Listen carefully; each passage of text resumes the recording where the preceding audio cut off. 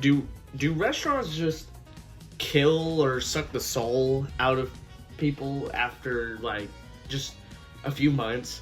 Like, I remember when I first started my first job as a busboy, that like, I mean, I was chill, and the people that I worked around that were chill, but you could tell that they were all young. Like, we were all 16, 17, and they all still had some life in them. The older ones, 17 to 18, they were starting to like dwindle a little bit. You could see the eyes just dark under the eyes, look dead inside.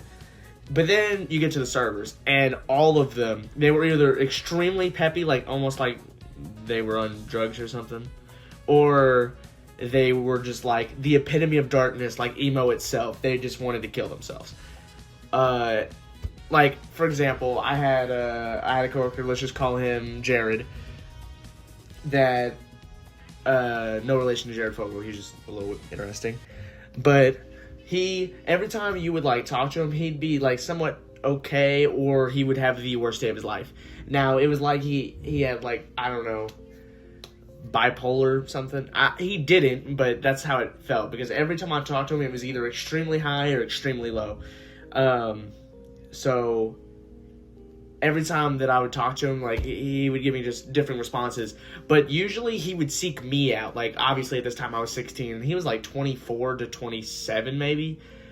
Why are you seeking me out to, like, validate your feelings? Like, not in a mean way or anything. Like, I did it, and, you know, I cared at the time or whatever. Like, but you have so many other people that you could talk to at, like, say, you know, that are 21, 25, in that range, you know, your age.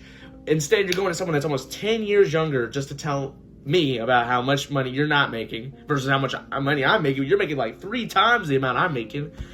And then you don't do your job really, like, because as a busboy, you kind of see everything, but it's like, bro's not pre-busing, so he's not cleaning his tables to help us out.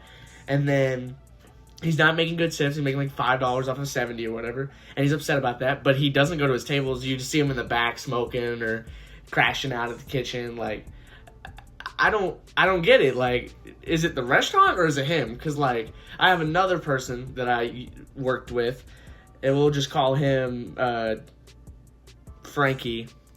He stank.